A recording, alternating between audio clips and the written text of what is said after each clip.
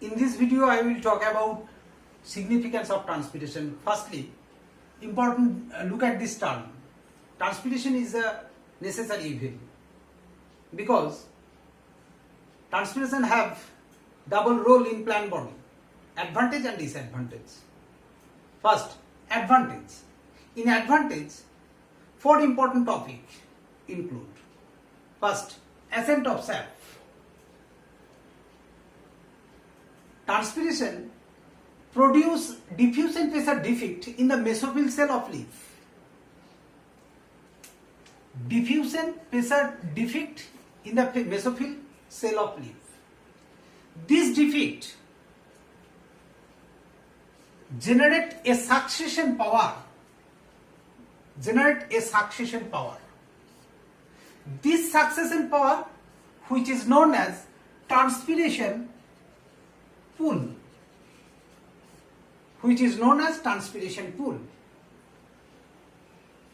Due to this pool, absorb water and water dissolving minerals rise up roots to leaf or green part of plant through xylem muscle, forming a continuous water column. So, transpiration is a important role of this mechanism, ascent of sap. Next, cooling effect.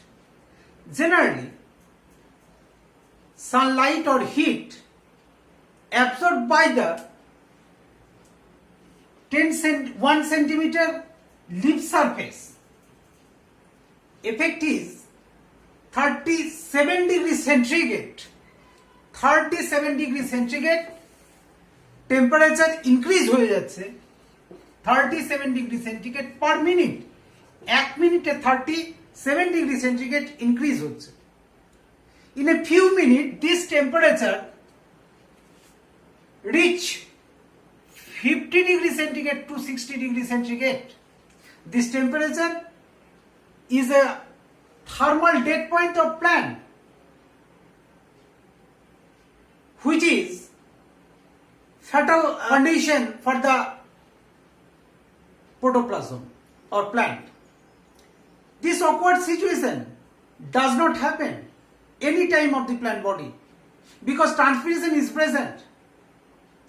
During daytime, transpiration, latent heat absorbed by the plant body and excess water vapor. This water vapor removed from the plant body, it is necessary. So, transpiration, this type of water vapor, which is excess water, সেটাকে remove করে দিচ্ছে plant body থেকে into the environment. And result is, যেহেতু plant body থেকে latent হিটটাকে নিয়ে নিচ্ছে সেহেতু প্ল্যান্ট বডি কুলিং থাকছে। সো কুলিং এফেক্ট ট্রান্সপিরেশনের জন্য ঘটছে। Third, optimum turgidity. Transpiration maintain an optimum cell turgidity or turgor pressure in terrestrial plant. If optimum turgor pressure এর থেকে যদি বিলো হয়ে যায় বা অ্যাবাভ হয়ে যায় টার্গার প্রেসারটা, তাহলে প্ল্যান্ট সেলগুলো নর্মালি ওয়ার্ক করতে পারে না, function not properly, like as stomata opening and closing ঠিকঠাক হবে না। মেরিস্টেমেটিক টিস্যুর যে ডিভিশন সেটাও টার্গার প্রেসারের উপরে ডিপেন্ডেন্ট। প্ল্যান্টের যে সফট পার্টগুলো রয়েছে সেগুলোকে যে আপরাইট রাখা, স্ট্যান্ড আপরাইট, এটাও সেটা পারবে না যদি টার্গার প্রেসারটা মেনটেন না হয়, অপটিমাম না থাকে। Varieties type of nastic movement does not happen. So turgor প্রেসারের যে একটা পরিমাণ বা অপটিমাম টার্গার প্রেসার থাকাটা কম্পালসারি দরকার রয়েছে। যেটা মেনটেন করছে transpiration. Next, excess water has to be removed. Observe করা গেছে 1 to 3% absorbed water utilized by the plant for the different physiological and metabolic activity. So excess 97 to 99% water has to be removed. It is necessary. Stomatal, lenticular and cuticular transpiration released this excess water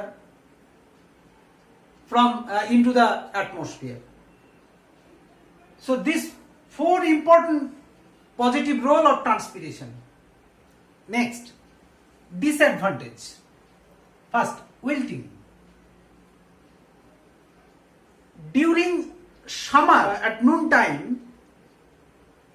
লিফের থেকে access যে water, সেই access water released এতটা পরিমাণে হতে শুরু করে যেখানে দেখা যায় যে ট্রান্সপিরেশনের রেটটা অ্যাবজর্ব ওয়াটার যে অ্যাবজর্ব রেট তার তুলনায় বেড়ে গেছে।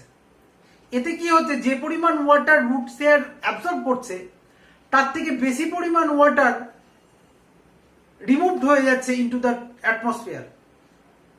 রেজাল্ট কি হচ্ছে, সেলগুলোর যে টার্গেট প্রেসার সেটা ডিক্রিজ হচ্ছে, ফলে তার যে টার্গেটেডের জন্য এফেক্টগুলো আমরা আগে বললাম সেগুলো একটাও ফাংশন করতে পারছে না, sell not work properly.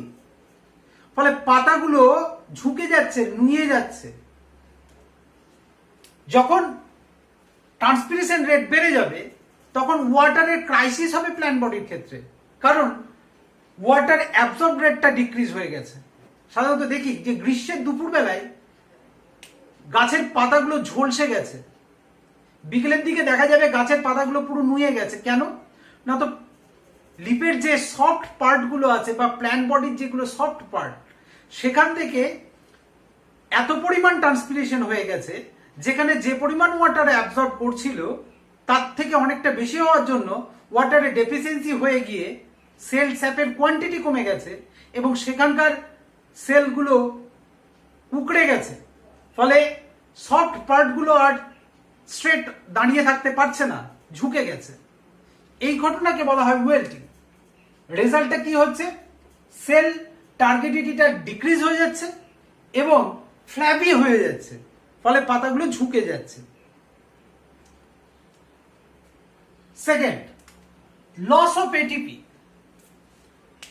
Transpiration হতে গেলে, এখানে একটা ফিগার দেখি, ট্রান্সপিরেশন হওয়ার জন্য স্টোমাটার যে গার্ড সেলগুলো আছে সেই গার্ড সেলগুলোর টার্গেট প্রেসারটা এক্সেস হওয়া দরকার, যাতে এগুলো এক্সটেনশন হতে পারে, তবে স্টোমাটাল ওপেনিং হবে। এটা স্টোমাটাল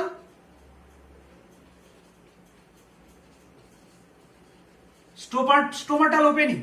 এই স্টোমাটাল ওপেনিং হতে গেলে কি হলো, যে এই স্টোমাটার যে গার্ড সেল দুটো রয়েছে সেই গার্ড সেলগুলোর এক্সটেনশন হওয়া প্রয়োজন হয়।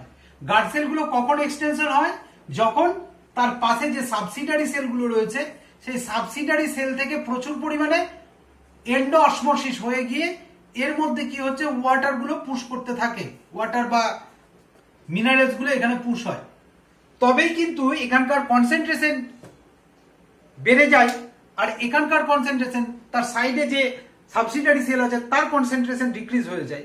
তখন এন্ডো অসমোসিসে সাবসিডারি সেল থেকে তার গার্ড সেলের মধ্যে প্রচুর পরিমাণে ওয়াটার অ্যান্ড মিনারেলসগুলো পুশ হতে থাকে, ফলে তখন এখানকার টার্গেট প্রেসারগুলো বেড়ে যায়। টার্গেট প্রেসারগুলো বেড়ে গেলে কি হবে, স্টোমাটাল ওপেনিং পাওয়া যাবে। এই ওপেনিং হলে ট্রান্সপিরেশন হবে। অর্থাৎ ট্রান্সপিরেশন হতে গেলে এই গার্ড সেলের টার্গেট প্রেসারটা অপটিমাম পর্যায়ে পৌঁছানো দরকার এবং তার জন্য এন্ডো অসমোসিস দরকার। এবং এন্ডো অসমোসিস হতে গেলে, cell to cell endosmosis হতে গেলে এখানকার কনসেন্ট্রেশনকে বাড়াতে হবে। কি করে বাড়ে, এখানেই এটিপির এক্সপেন্ডিচার হয়ে যায়। এটা বাড়ার জন্য দেখা যায় যে সাবসিডারি সেল থেকে প্রচুর পরিমাণে পটাশিয়াম আয়ন এর মধ্যে ট্রান্সপোর্ট হয়।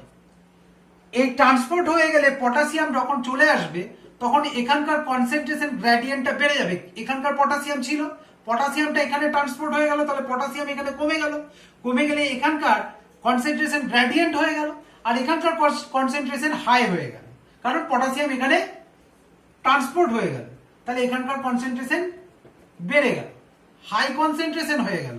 তাহলে লো কনসেন্ট্রেশন থেকে হাই কনসেন্ট্রেশনের দিকে সলভেন্ট অর্থাৎ ওয়াটারগুলো যেতে শুরু করবে, এর মধ্যে পুশ হতে শুরু করবে। যখন ট্রান্সপোর্ট হচ্ছে তখন কি হচ্ছে, টার্গেট প্রেশারটা বেড়ে গেল। এখন পটাশিয়ামটা যখন যাচ্ছে তখন এখানে অ্যাক্টিভ ট্রান্সপোর্ট ফাংশন করছে। আমরা জানি যে অ্যাক্টিভ ট্রান্সপোর্টের ক্ষেত্রে প্রচুর পরিমাণে এটিপি এক্সপেন্ডিচার হয়। গার্ডসেলের মধ্যে যখন পটাশিয়াম আয়নগুলো পুশ হচ্ছে বা ট্রান্সপোর্ট হচ্ছে তখন হিউজ পরিমাণ এটিপির এক্সপেন্ডিচার হয়ে যায়, তবেই এই রিজিয়নের কনসেন্ট্রেশন গ্রেডিয়েন্ট বাড়ে, কনসেন্ট্রেশন বাড়ে এবং সাবসিডারি সেল থেকে তখন ওয়াটারগুলো পুশ হয়ে এই রিজিয়নে অর্থাৎ গার্ড সেলে কনসেন্ট্রেশনকে বাড়িয়ে দেয়, তবেই স্টোমাটাল ওপেনিং হয়। তাহলে আমরা কি দেখলাম যে ট্রান্সপিরেশনের ক্ষেত্রে ডিসঅ্যাডভান্টেজে এটিপি লস হচ্ছে, যেটা প্রয়োজন নেই, কারণ ট্রান্সপিরেশন হচ্ছে এক্সেস ওয়াটারকে রিলিজ করা। এই এক্সেস ওয়াটার যেটার কোনো নেসেসিটি নেই, প্ল্যান্ট 1 থেকে 3% অ্যাবসর্ব ওয়াটারটাকে ইউজ করছে, বাকি 97 থেকে 99% ওয়াটারটাকে রিলিজ করার জন্য তার এটিপিকে লস করতে হচ্ছে। শুধু যে তাই এমনটা নয়, কারণ দেখা যাচ্ছে যে যখন ওয়াটার অ্যাবসর্ব রেটটা প্রচন্ডভাবে কমে গেছে অথচ ট্রান্সপিরেশন রেট বেড়ে গেছে, তখন পাতাগুলো ঝুঁকে যাচ্ছে, সফট পার্টগুলো ঝুঁকে যাচ্ছে। এটা গেল ট্রান্সপিরেশনের নেগেটিভ দিক। সো ট্রান্সপিরেশন একটা নেসেসারি এভিল হয়ে গেল, প্রয়োজনীয় কিন্তু ক্ষতিকারক পদ্ধতি, বিকজ এখানে তার প্রচুর পরিমাণে ক্ষতি হচ্ছে। তাহলে আমরা কি জানলাম যে ট্রান্সপিরেশনের পজিটিভ এবং নেগেটিভ দুটো দিক রয়েছে। পজিটিভ দিকের মধ্যে ascent of sap, cooling effect, optimum turgidity, effect on the water movement, এগুলো আছে। আর নেগেটিভ দিকের বা ডিসঅ্যাডভান্টেজের মধ্যে উইল্টিং অর্থাৎ পাতাগুলো ঝুঁকে যাওয়া, যখন ট্রান্সপিরেশন রেটটা বেড়ে যাবে ওয়াটার অ্যাবজর্ব রেটের তুলনায়, লস অফ এটিপি প্রচুর পরিমাণে লস হয়ে যাবে।